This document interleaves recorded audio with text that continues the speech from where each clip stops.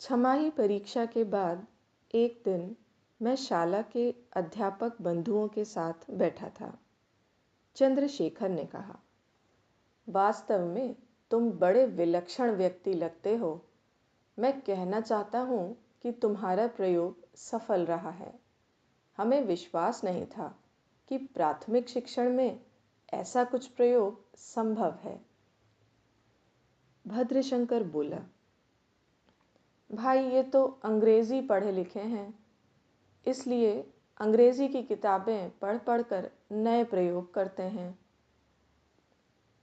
चंपकलाल ने कहा, यह सब ठीक है, पर दूसरे नहीं, ये ही यह कर सकते हैं। पैसों की इन्हें चिंता नहीं और परिणाम की परवाह नहीं। प्रयोग असफल रहे तो इनकी बला से, इनका क्या जाता है। वेड़ीलाल बोला, भाई प्रयोग कैसे करें, इसके लिए तो फुर्सत चाहिए। इतना सब सोचने और तैयारी करने के लिए समय किसके पास है।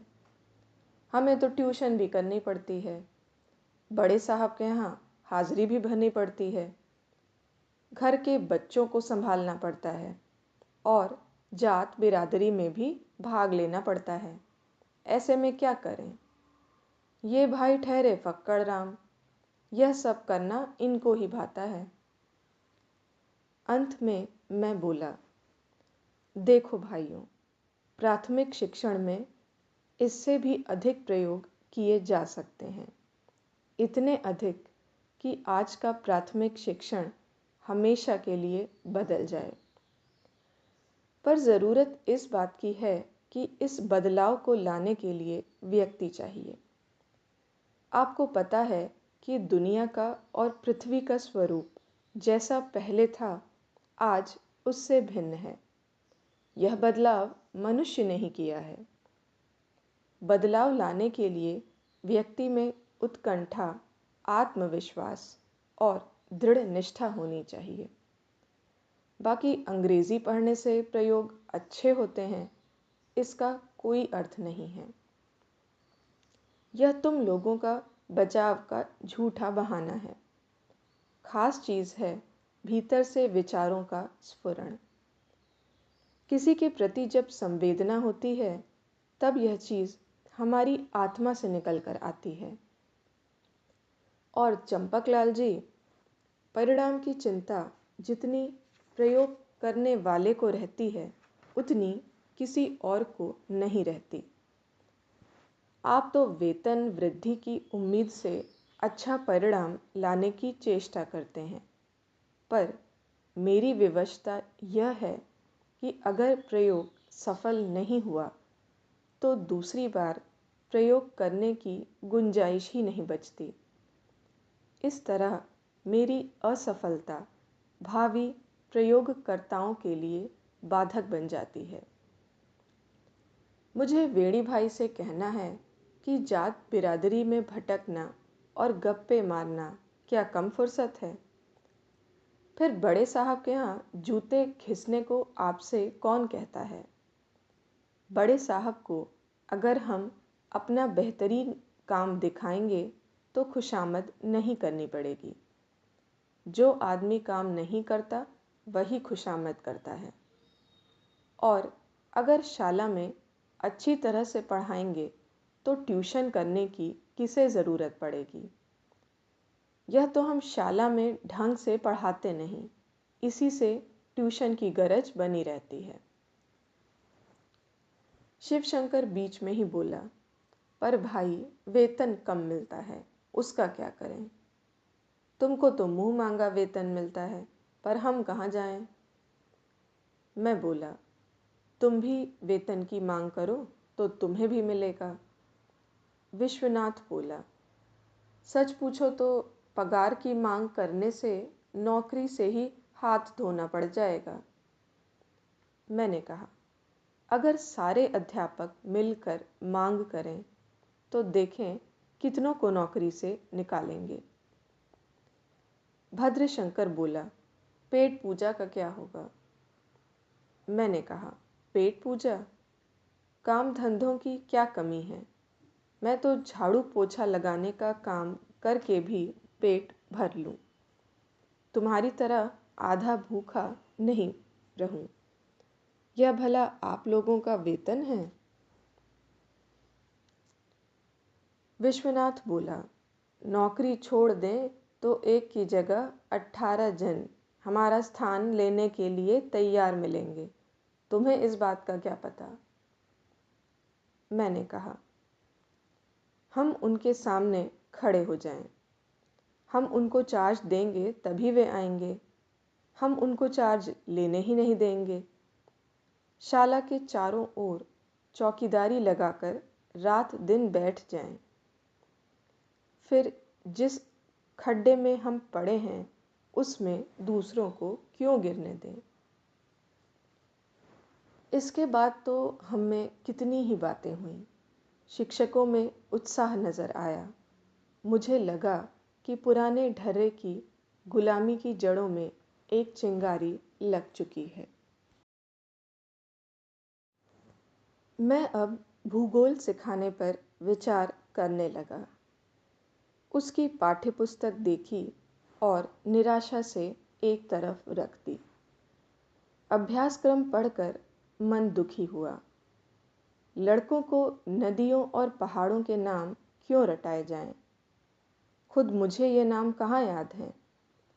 कल बड़े साहब भी नक्शा देखकर ऑस्ट्रेलिया का रास्ता खोज रहे थे।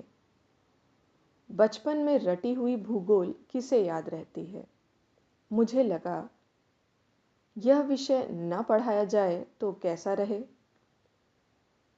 खुद मुझे वास्तविक भूगोल तब समझ में आई थी जब मैं अफ्रीका गया था। उसके बाद ही भूगोल संबंधी मेरी आंख खुली थी। आज मुझे इस विषय में बहुत रुचि है और यह बहुत उपयोगी लगता है। पर इन विद्यार्थियों को अभी यह सब क्यों समझाया पढ़ाया जाए? इस अभ्यासक्रम के अनुसार तो मैं नहीं चल सकूंगा। इस पाठ्यपुस्तक को देखकर तो हंसी ही आती है। बड़े साहब से मिलूं? मेरी अपनी रीति से विद्यार्थियों में भौगोलिक शिक्षण की वृत्ति और दृष्टि उत्पन्न करने की इजाज़त लूं? मैं बड़े साहब के पास गया। साहब ने पूछा, कैसे आए? मैं बोला, भूगोल विषय का अभ्यासक्रम छोड़ दें तो? यह तो संभव नहीं है। अभ्यासक्रम में भूगोल बहुत महत्वपूर्ण विषय है। इतिहास से भी आज भूगोल ज़्यादा काम की है। हमारे प्रयोग में विषय छोड़ने की बात नहीं है। विषय को सरल रीति से समझाना भर है। तुम चाहे जिस विधि से पढ़ाओ, पर दूसरे अध्यापकों को यह विश्वास दिला दो कि भूगोल आसान विषय है और इसे सरस विधि से पढ़ाया जा सकता है। मेरे मन में तुम्हारे प्रयोग का यही मूल्य है। बड़े साहब ने सरस रीति से मेरा मुंह बंद कर दिया, पर मैं बोला, यह पाठ्यक्रम और यह अभ्यासक्रम तो मुझे नहीं चाहिए। मैं अपने ढंग से भूगोल पढ़ाऊंगा। उम्मीद है आप निराश नहीं होंगे। साहब बोले, मैं भी यही चाहता हूँ। थोड़ी देर बाद बड़े साहब ने मुझसे एक दूसरा प्रश्न पूछा। हम ये जो परीक्षाएं लेते हैं, इस बारे में तुम्हारा क्या सोचना है? नई शिक्षा पद्धति के पक्षधर परीक्षा का निरंतर विरोध करते हैं। इसमें निहित बुराइयां भी भयंकर हैं। हमें तो शिक्षा विभाग का संचालन करना है, इसलिए परीक्षा को कैसे हटा सकते हैं? परिणाम भी आवश्यक हैं। अगर परीक्षा नहीं लेंगे तो अध्यापक पढ़ाएंगे भी नहीं। और मान लें कि ईमानदार शिक्षक पढ़ाता है, तब भी उसे पढ़ाना आता है या नहीं, इसका पता परीक्षा के बिना नहीं लग सकता। इन सब के बावजूद विद्यार्थी में पढ़ाई का अंकुरण हुआ है या नहीं, यह जानने का रास्ता तो चाहिए ही। इन तमाम कठिनाइयों के मामले में तुम्हारी क्या राय है? मैंने कहा, आपकी कठिनाई सही है।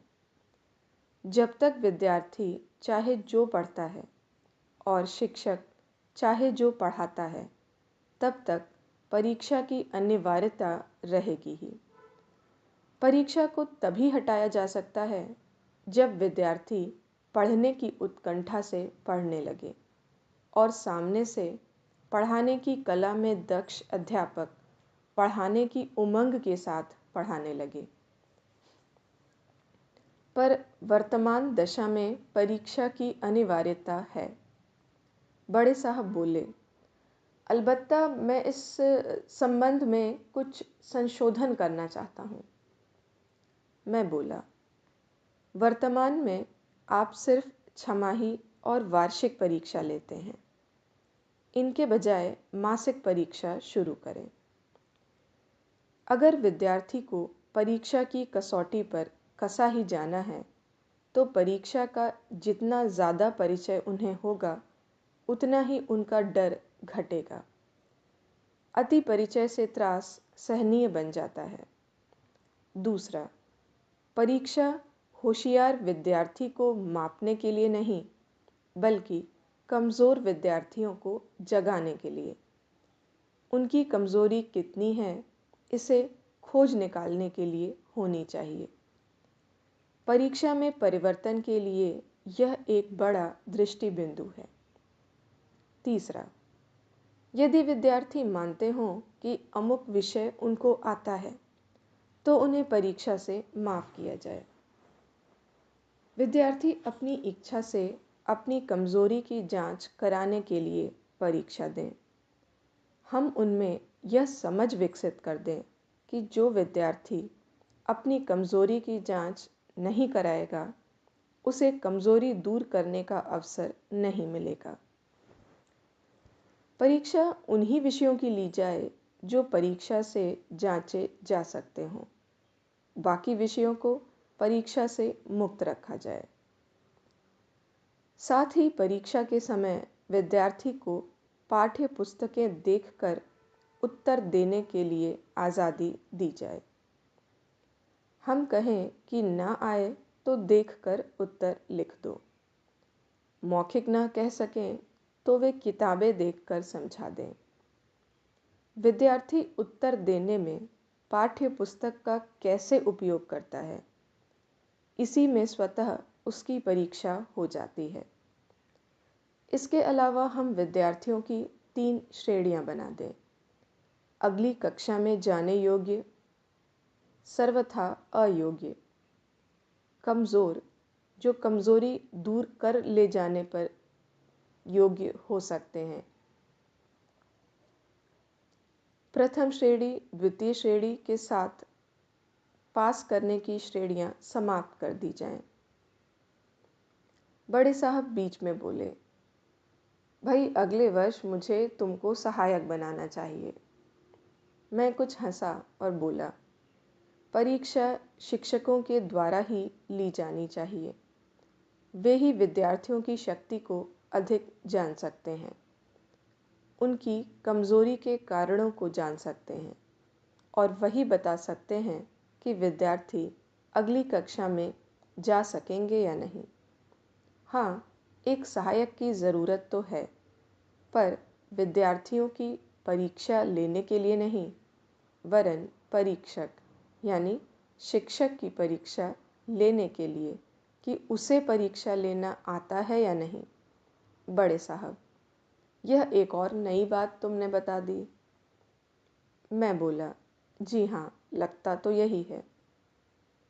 परीक्षा के संबंध में मुझे और भी कहना था, पर साहब के भोजन का समय हो गया था, इसलिए वे उठ गए।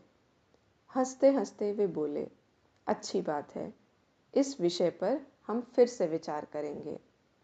एक बार तुम अध्यापकों के सामने भाषण दो। मैं उठा, मन ही मन बोला, यूं भाषण देने से शिक्षक कहाँ सुधरने वाले हैं। परीक्षा के ढर्रे से उन्हें बाहर निकाल पाना बहुत मुश्किल है।